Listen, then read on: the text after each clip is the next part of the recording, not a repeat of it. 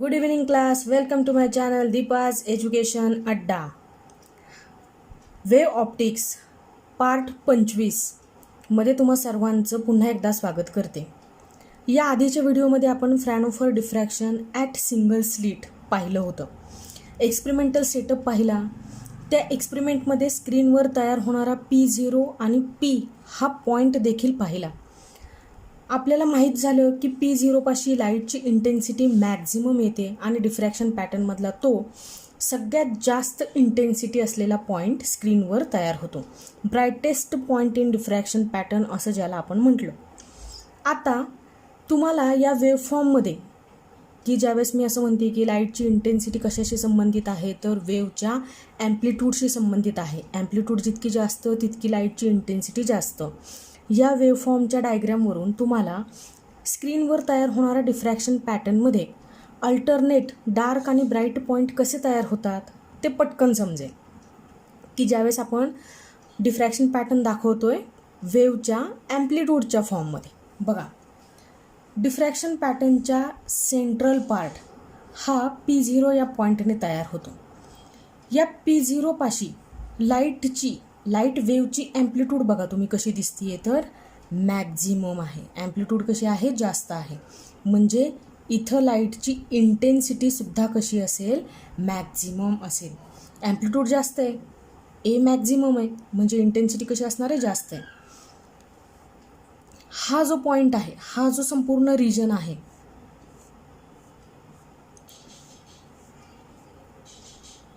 Diffraction पॅटर्नमधला याला म्हटला जाईल सेंट्रल मॅक्झिमा. हा काय असेल? सेंट्रल मॅक्झिमा असेल. इथं लाईटची इंटेन्सिटी मॅक्झिमम असेल म्हणून डिफ्रॅक्शन पॅटर्नमधला P0 हा पॉईंट कसा असेल तर ब्राईटेस्ट पॉईंट असेल पूर्ण डिफ्रॅक्शन पॅटर्नमध्ये. त्यानंतर दोन्हीही बाजूला इकडं बघा वेवची ॲम्प्लिट्यूड ह्या मधल्या ॲम्प्लिट्यूडपेक्षा कशी दिसते तर कमी दिसते आणि त्यानंतरच्या वेवफॉर्ममध्ये तर ती अजूनही काय दिसते? कमी झालेली दिसते. इकडं डावीकडं बघा तसंच दिसतंय. वेवची ॲम्प्लिट्यूड ही सेंट्रल मॅक्झिमापेक्षा कशी दिसते तर कमी दिसते आणि इथं सुद्धा ती काय झालेली आहे तर कमी झालेली आहे. म्हणजे डिफ्रॅक्शन पॅटर्नमध्ये कुठंच लाईटची इंटेन्सिटी मॅक्झिमम नसणार आहे. इंटेन्सिटी मॅक्झिमम फक्त आणि फक्त कुठं असेल तर सेंट्रल मॅक्झिमापाशी असेल. बरोबर ना? बघा आता सेंट्रल मॅक्झिमानंतर कमी इंटेन्सिटीचा आणि सेंट्रल मॅक्झिमानंतर लगेचच तयार होणारा ब्राईटेस्ट पॉईंट इथं तयार होतो. हा त्याचा पीक पॉईंट आहे. याला म्हणायचं काय तर फर्स्ट सेकंडरी मॅक्झिमम. हा काय झाला तर फर्स्ट सेकंडरी मॅक्झिमम झाला. इथं लाईटची इंटेन्सिटी कशी असेल तर मॅक्झिमम असेल. ठीक आहे. याच्यानंतर यापेक्षाही लाईटची कमी इंटेन्सिटी कुठं तयार झाली तर ह्या तिसऱ्या वेवफॉर्ममध्ये दिसते मला. ॲम्प्लिट्यूड कमी आहे म्हणजे लाईटची इंटेन्सिटीसुद्धा काय असणार तर कमी असणार आहे. हा तो पॉईंट आहे की ज्याचा ब्राईटनेस या पॉईंटपेक्षा सुद्धा कसा असणार आहे तर कमी असणार आहे. याला म्हणायचं काय तर याला म्हणायचं सेकंडरी मॅक्झिमम. ठीक आहे. जसं उजवीकडे केलं तसंच डावीकडे सुद्धा असणार आहे. हा जो पोर्शन असणार आहे जिथं लाईटची इंटेन्सिटी काय असेल तर मॅक्झिमम असेल त्याला तुम्ही काय म्हणायचं फर्स्ट सेकंडरी मॅक्झिमम. फर्स्ट म्हणजे सेंट्रल मॅक्झिमानंतर पहिल्या क्रमांकावरती तयार होणारा. सेकंडरी म्हणजे काय तर सेंट्रल मॅक्झिमम म्हणजे मॅक्झिमम इंटेन्सिटीचा एक पॉईंट तर डिफ्रॅक्शन पॅटर्नमध्ये ऑलरेडी आहेच आणि त्यानंतर तयार होतोय म्हणजे नंबर 2 वरती तो तयार होतोय म्हणून हा काय आहे तर फर्स्ट सेकंडरी मॅक्झिमा किंवा तुम्ही याला फर्स्ट सेकंडरी मॅक्झिमम असं सुद्धा म्हणू शकता. इथं इंटेन्सिटीने जास्त पण ती याच्यापेक्षा इंटेन्सिटी कमी, या सेंट्रल मॅक्झिमापेक्षा इंटेन्सिटी कमी म्हणून हा काय आहे तर सेकंडरी मॅक्झिमम. जसे हे मॅक्झिमम तयार झालेले असतात तसेच मिनिममसुद्धा तयार झालेले असतील की जिथं लाईटची इंटेन्सिटी मिनिमम असेल.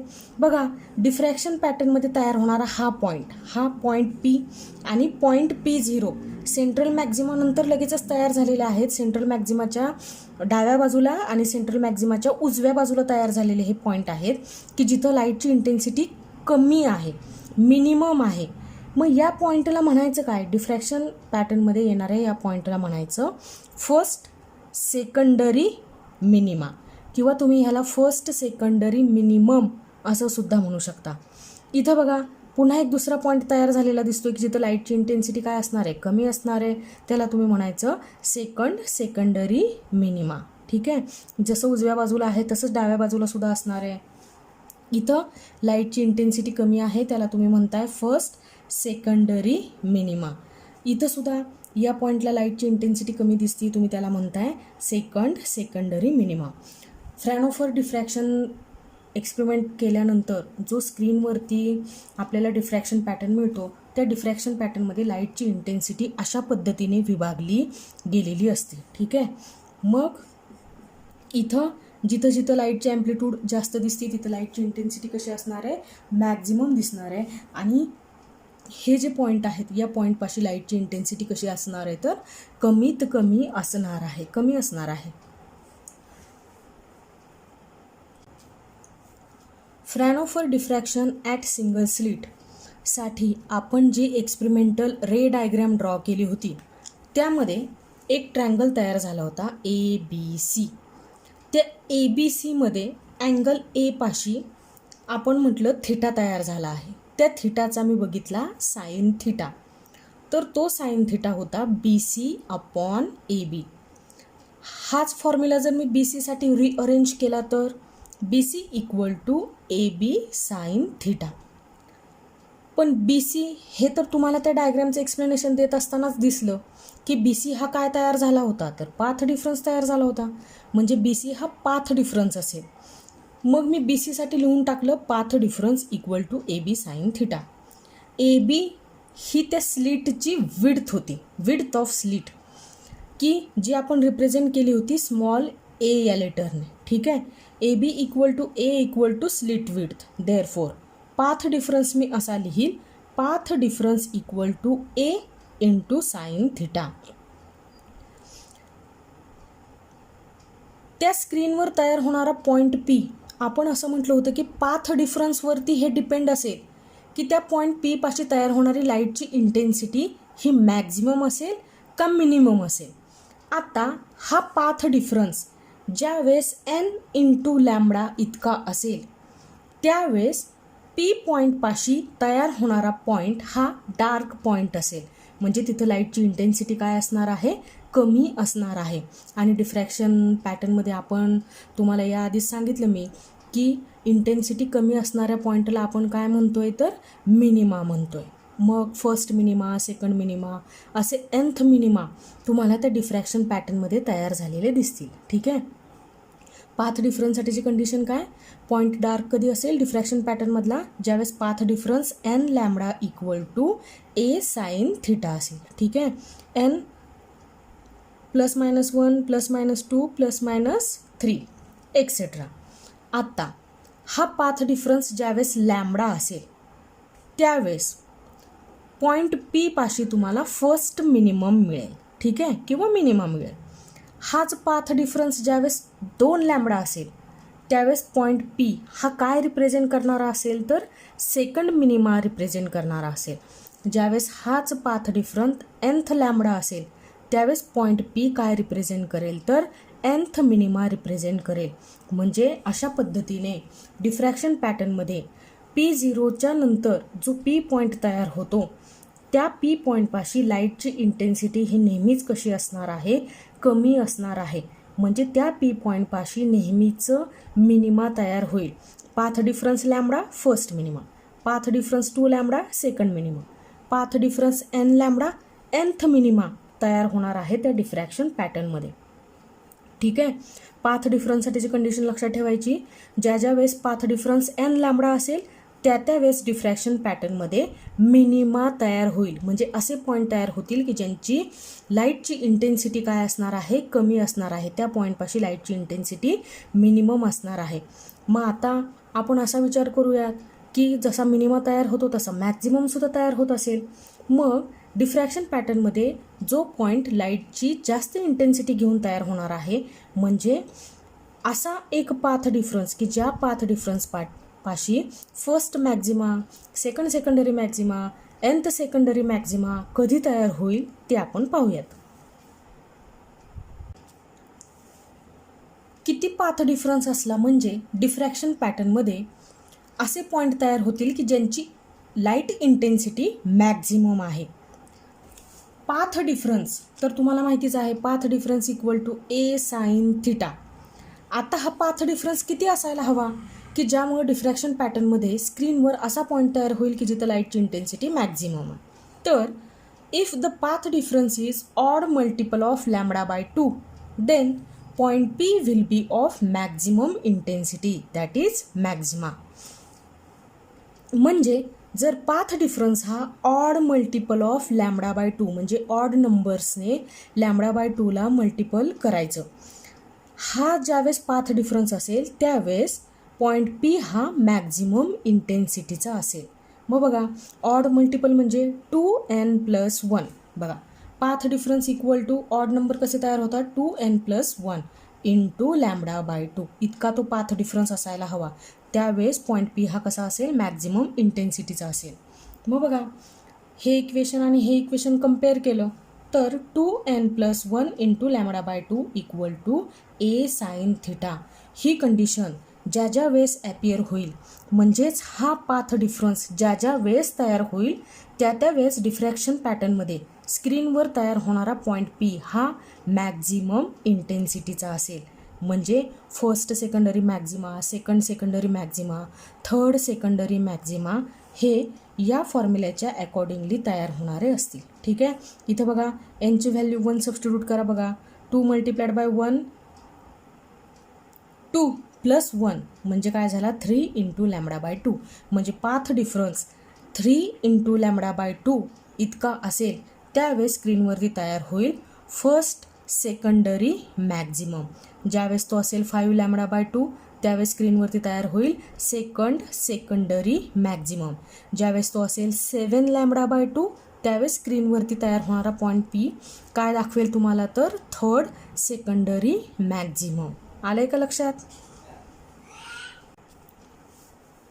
स्क्रीनवर ज्यावेळी इंटरफेरन्स पॅटर्न तयार होतो त्यावेळेस तुम्हाला माहिती आहे की जो सेंट्रल पॉईंट असतो तो नेहमीच ब्राईट पॉईंट असतो आणि त्याला अल्टरनेट असे डार्क ब्राईट पॉईंट स्क्रीनवर तयार होत असतात आणि सगळ्यांची इंटेन्सिटी एकसारखी असते ज्यावेळेस तो इंटरफेरन्स पॅटर्न आहे. आता विड्थ ऑफ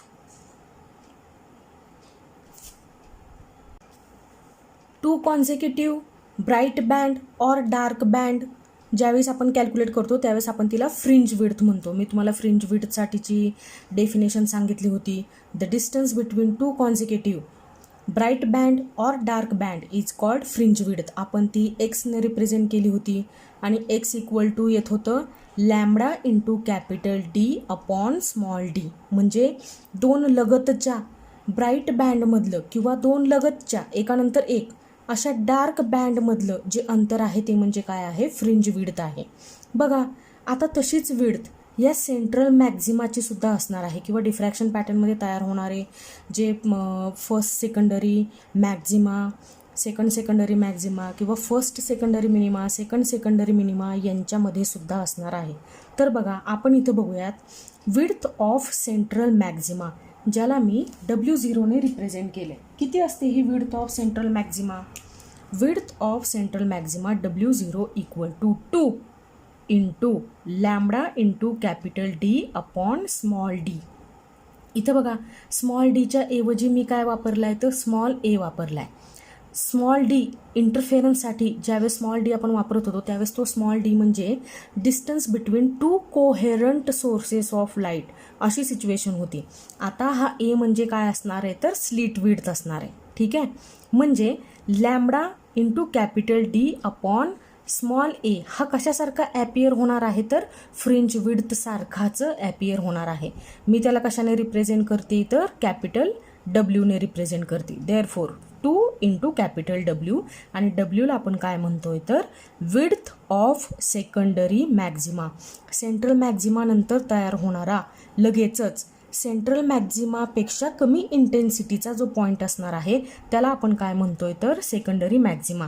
आणि ह्या सेकंडरी मॅक्झिमाची विड्थ डब्ल्यू जर असेल तर सेंट्रल मॅक्झिमाची विड्थ ही सेकंडरी मॅक्झिमाच्या विड्थच्या कशी असणार आहे, तर दुप्पट असणार आहे. कळते का तुम्हाला? म्हणजे सेंट्रल मॅक्झिमा हा दुप्पट असेल कुणाच्या? Secondary मॅक्झिमाच्या. Thus, width of central maxima is equal to twice width of secondary maxima. Also, width of central maxima is proportional to the wavelength of light.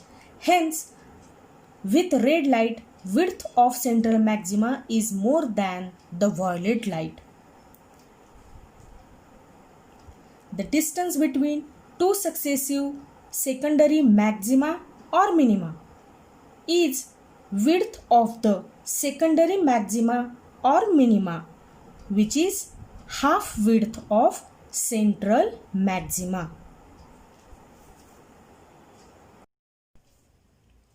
आता आपण शिकणार आहोत resolving power of an optical instrument. Optical instrument कोणते तुम्हाला माहीत आहेत का?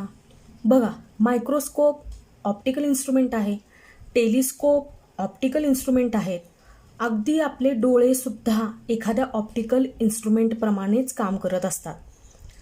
तर ह्या ऑप्टिकल इन्स्ट्रुमेंटची रिझॉल्विंग पॉवर म्हणजे काय? तर जी गोष्ट, जे ऑब्जेक्ट्स आपण साध्या डोळ्यांनी सेपरेट करून पाहू शकत नाही किंवा त्यांच्यामध्ये डिफरन्शिएशन करणं साध्या डोळ्यांनी ज्यावेळेस शक्य होत नाही, त्यावेळेस आपल्याला ऑप्टिकल इन्स्ट्रुमेंटची मदत घ्यावी लागते.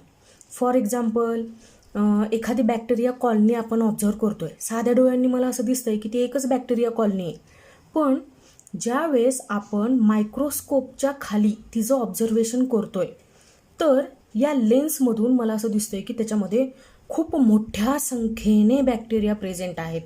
म्हणजे साध्या डोळ्यांनी दिसत असताना तर एकच कॉलनी दिसतीये, पण मायक्रोस्कोप त्यांच्यामध्ये काय करू शकतोय? सेपरेशन करू शकतोय. त्या बॅक्टेरियाला फिजिकली सेपरेट करून आपल्या डोळ्यांना दाखवू शकतोय. म्हणजे हे बॅक्टेरिया सेपरेट करून, रिझॉल्व करून आपल्याला शो करण्याची जी एबिलिटी आहे त्या इन्स्ट्रुमेंटची, तिला म्हणायचं रिझॉल्विंग पॉवर. जसं मायक्रोस्कोपचं सांगितलं मी, तसंच टेलिस्कोपचं सुद्धा सांगता येईल आपल्याला, की साध्या डोळ्यांनी मला दिसतंय की आकाशामध्ये एक अतिशय तेजस्वी तारा चमकतोय, त्याची इंटेन्सिटी खूप जास्त आहे. पण प्रत्यक्ष टेलिस्कोपने ज्यावेळेस आपण त्याचं निरीक्षण करतोय, त्यावेळेस आपल्याला असं जाणवते की तिथं काहीतरी नंबर्स ऑफ स्टार्सचं कॉम्बिनेशन आहे. खूप जास्त संख्येने स्टार्सचं तिथं एकत्रीकरण झालेलं आहे आणि म्हणून तिथं लाईटची इंटेन्सिटी जास्त दिसते. असा तो तारकापुंज आपल्याला दिसतोय की साध्या डोळ्यांनी असं वाटतं की एकच तारा आहे, पण ज्यावेळेस टेलिस्कोप वापरतो त्यावेळेस मला कळतंय की समजा 4 तारे आहेत, 10 तारे आहेत, 15 ताऱ्यांचं तिथं एकत्रीकरण झालेलं आहे की ज्याच्यामुळं त्याचा ब्राईटनेस जास्त आहे. म्हणजे जी गोष्ट सेपरेट करणं, फिजिकली सेपरेट करणं किंवा त्यांच्यामध्ये डिफरन्शिएट करणं साध्या डोळ्यांना शक्य होत नाही, त्यावेळेस आपण वापरत असतो ऑप्टिकल इन्स्ट्रुमेंट. आणि ह्या ऑप्टिकल इन्स्ट्रुमेंटची एखादा लहान ऑब्जेक्ट डिफरन्शिएट करून दाखवण्याची किंवा एखादा दूर अंतरावरचा ऑब्जेक्ट सेपरेट करून दाखवण्याची जी एबिलिटी असते, ती त्या इन्स्ट्रुमेंटची रिझॉल्विंग पॉवर असते. मी बोर्डवरती लिहिलंय बघा. What is resolving power of an optical instrument? The ability to distinguish two physically separated objects. ही एबिलिटी आहे डिस्टिंग्विश करायचं. काय डिस्टिंग्विश करायचं, काय डिफरन्शिएट करायचं? तर दोन फिजिकल ऑब्जेक्ट आहेत की जे 1, 2, 3, 4 असे काही संख्येमध्ये आपण मोजू शकतो, त्यांचं काय करायचं? तर सेपरेशन करायचं. As two distinct objects is known as the resolving power of an optical instrument. किंवा रिझॉल्विंग पॉवरची डेफिनेशन आपण अशी सुद्धा करू शकतो. Reciprocal of limit of resolution is called resolving power. Limit of रिझॉल्युशनचा रेसिप्रोकल घेतला की आपल्याला त्या ऑप्टिकल इन्स्ट्रुमेंटची रिझॉल्विंग पॉवर फाइंड आउट करता येते. लिमिट ऑफ रिझॉल्युशन काय आहे हे मी तुम्हाला सांगणारच आहे. रिझॉल्विंग पॉवर अगदी सोपं करून सांगायचं म्हटलं तर आपल्याला असं सांगता येईल की रस्त्याने जात असताना झाडावरची समजा 2 पानांचं मी निरीक्षण करते, तर ती 2 पानं 2 आहेत हे मला दिसत नाही आहे. ज्यावेळेस मी लांबून त्याचं निरीक्षण करते, मग मी हळूहळू चालत जवळ जाते, त्यावेळेस मला असं कळतं की ती 2 पानं नाही आहे, तर ती काय आहे, तर खूप जास्त संख्येने एकत्रित आलेल्या पानांचा तो समूह आहे, तो गुच्छ आहे. अशा वेळेस आपण असं म्हणतोय की ही जी रिझॉल्विंग पॉवर आहे आपल्या डोळ्यांची, ती जवळ आल्यानंतर काय झालेली आहे, तर वाढलेली आहे. आणि त्या झाडांवरच्या पानांमध्ये आपण काय करू शकलो, तर डिफरन्शिएट करू शकलो की ही 2 पानं नाही आहेत, तर ही संख्येने काय आहेत, जास्तीची पानं आहेत. रिझॉल्विंग पॉवर ही 2 गोष्टींवरती डिपेंड असेल. पहिली आहे ॲपर्चर. ॲपर्चर हा युजली लेन्सचा किंवा एखाद्या मिररचा डायमीटर असतो की ज्याला आपण ॲपर्चर असं म्हणू शकतोय. आणि दुसरी गोष्ट आहे वेवलेंथ ऑफ लाईट युज्ड. लाईटची वेवलेंथ काय आहे, त्या वेवलेंथवर सुद्धा त्या ऑप्टिकल इन्स्ट्रुमेंटची रिझॉल्विंग पॉवर डिपेंड असेल. रिझॉल्विंग पॉवरची डेफिनेशन करत असताना आपण असं म्हणत होतो की the reciprocal of limit of resolution is called resolving power of an optical instrument. तर आपल्याला माहीत असायला हवं की हा लिमिट ऑफ रिझॉल्युशन काय आहे, की ज्याचा रेसिप्रोकल घेण्यामुळं आपल्याला काय मिळणार आहे, तर resolving power of an optical instrument मिळणार आहे. तर बघा, मी तुम्हाला सांगते लिमिट ऑफ रिझॉल्युशन म्हणजे काय असतं. The smallest angular or linear separation between 2 point objects at which they appear to be just resolved is called limit of resolution of an optical instrument. हे सेपरेशन आहे, पण मग सेपरेशन 2 प्रकारचं असू शकतं. एक तर अँग्युलर असू शकतं किंवा ते लिनियर असू शकतं. स्मॉलेस्ट सेपरेशन आहे बघा, अगदी लहान प्रमाणामध्ये स्मॉलेस्ट सेपरेशन आहे, पण हे कसं आहे, अँग्युलर असू शकतं किंवा हे लिनियर सुद्धा असू शकतं. ठीक आहे. कोणामधलं, बिटवीन 2 पॉईंट ऑब्जेक्ट्स, 2 पॉईंट ऑब्जेक्टमधलं अतिशय लहान अँग्युलर किंवा लिनियर सेपरेशन. मग ह्या सेपरेशनला होतं काय, at which they appear to be just resolved is called limit of resolution of an optical instrument. बघा की हे अतिशय लहान अँग्युलर किंवा लिनियर सेपरेशन आहे 2 पॉईंट ऑब्जेक्टमधलं, की ज्या सेपरेशनमुळं हे 2 पॉईंट ऑब्जेक्ट परस्परांपासून जस्ट सेपरेट झालेले आपल्याला दिसतील किंवा परस्परांपासून जस्ट रिझॉल्व्ड झालेले आपल्याला दिसतील. आणि हे जे डिस्टन्स आहे, हे जे सेपरेशन आहे, त्याला तुम्ही काय म्हणायचं, limit of resolution of an optical instrument. बरोबर आहे. आता ह्या लिमिट ऑफ रिझॉल्युशनचा आपण रेसिप्रोकल घेतला की आपल्याला त्या ऑप्टिकल इन्स्ट्रुमेंटची काय फाइंड आउट करायला मिळते, तर रिझॉल्विंग पॉवर फाइंड आउट करायला येते. आत्ता आपल्याला शिकायचं आहे Rayleigh criterion for limit of resolution. Lord Rayleigh ह्या सायंटिस्टने काय सांगितलंय ते आपण आज शिकणार आहोत. According to Lord Rayleigh, the ability of an optical instrument to distinguish between 2 closely spaced objects depends upon the diffraction pattern of the 2 object. एखाद्या ऑप्टिकल इन्स्ट्रुमेंटची 2 अतिशय जवळ असलेल्या ऑब्जेक्टला डिफरन्शिएट करण्याची किंवा त्या 2 ऑब्जेक्टमध्ये फिजिकली डिस्टिंग्विश आहे हे दाखवून देण्याची जी एबिलिटी आहे, ती त्या 2 ऑब्जेक्टच्या डिफ्रॅक्शन पॅटर्नवर डिपेंड असते.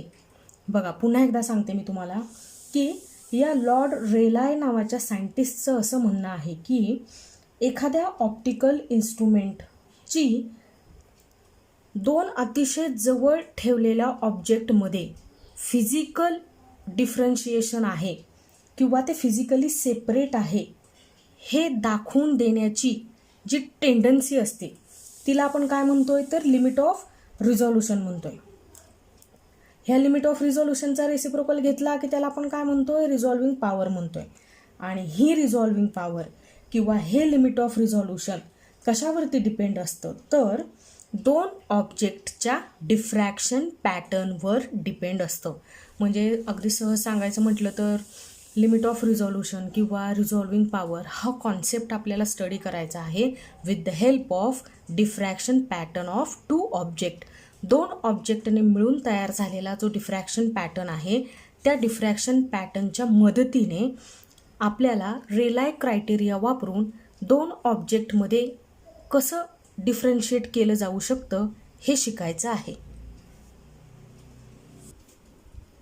आत्ता आपण रेलाय क्रायटेरियाची फर्स्ट कंडिशन पाहणार आहोत. The two objects are said to be just resolved when the first minimum of the diffraction pattern of one source coincide with the central maximum of the diffraction pattern of the other source and vice versa.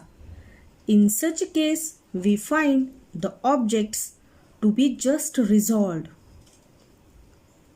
In other words, the two objects are just resolved if the separation between the central maximum of the two objects denoted by alpha is equal to the distance between central maximum and first minimum of any of the two objects, की जे आपण थीटाने represent करतोय. बघा, दोन objects आहेत आणि हे objects एखाद्या ऑप्टिकल इन्स्ट्रुमेंटने ज्यावेळेस आपण पाहतोय त्यावेळेस ते आपल्याला जस्ट रिझॉल्व्ड झालेले दिसतील, म्हणजे जस्ट सेपरेट आहेत असं आपल्याला दिसून येईल. कधी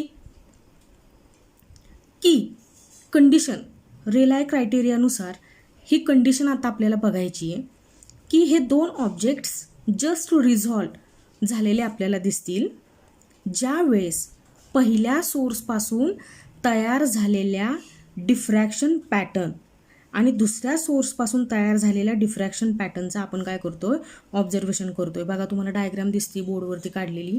ह्या डायग्रामचं ऑब्झर्वेशन केलं की आपल्या पटकन लक्षात येणार आहे की जस्ट रिझॉल्व्ड सिच्युएशनमध्ये डिफ्रॅक्शन पॅटर्न आपल्या कसा उपयोगी पडतो.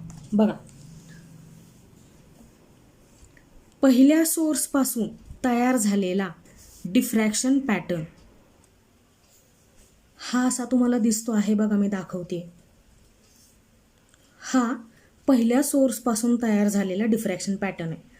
त्याचा हा आहे सेंट्रल मॅक्झिमम, हा आहे फर्स्ट सेकंडरी मिनिमम, हा फर्स्ट सेकंडरी मॅक्झिमम, हा मिनिमम, हा maximum.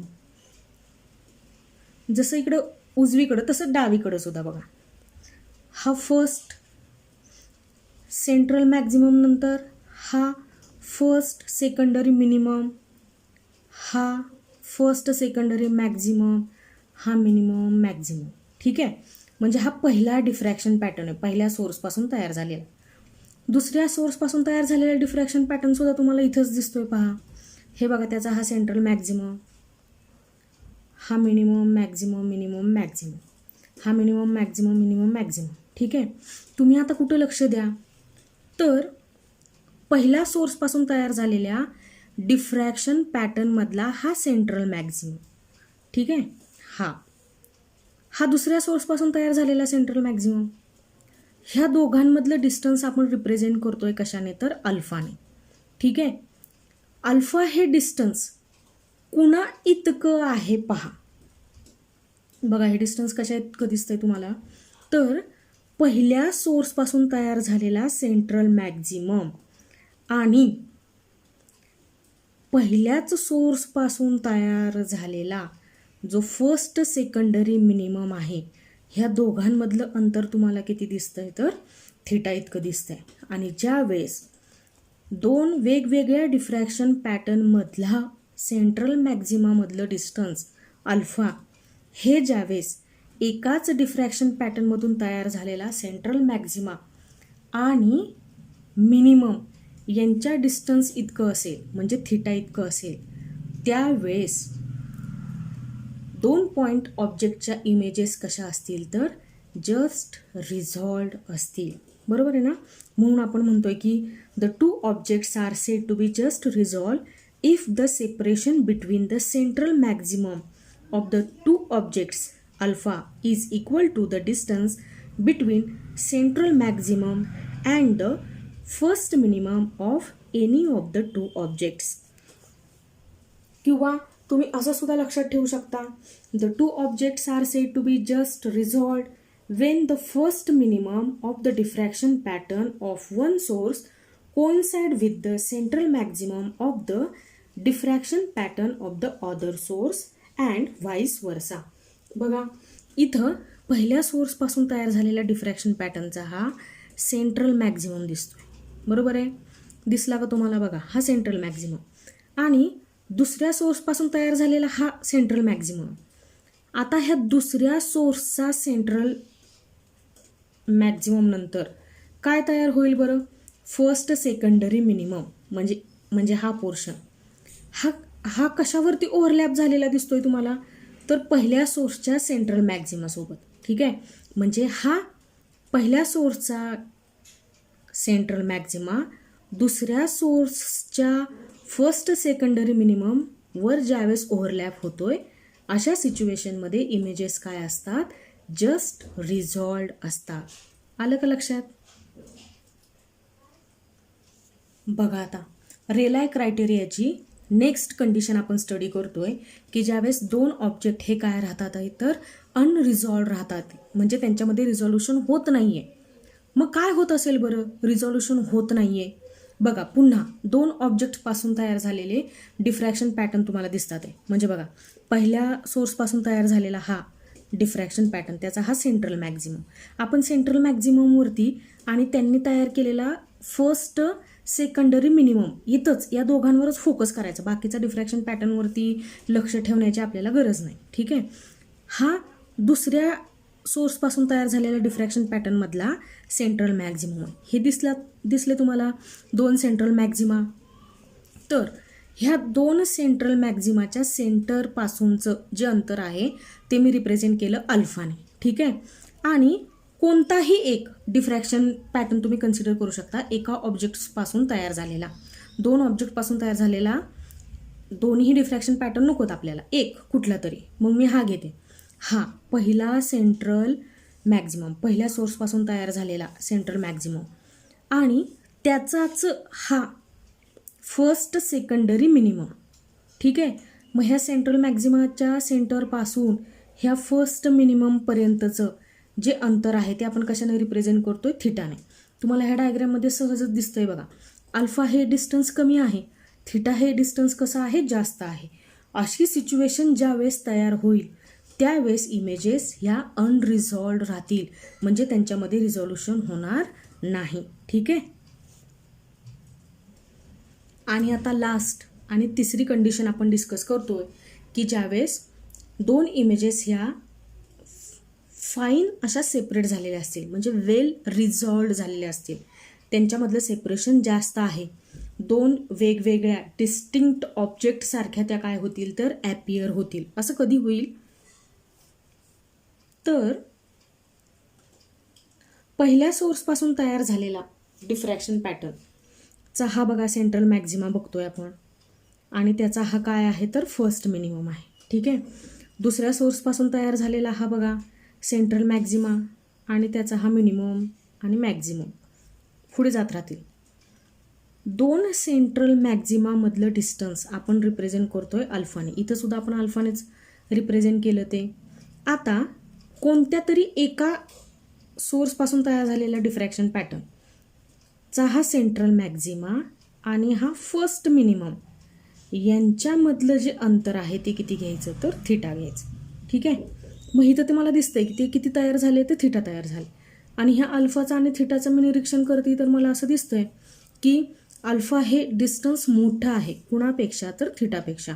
Alpha is greater than theta.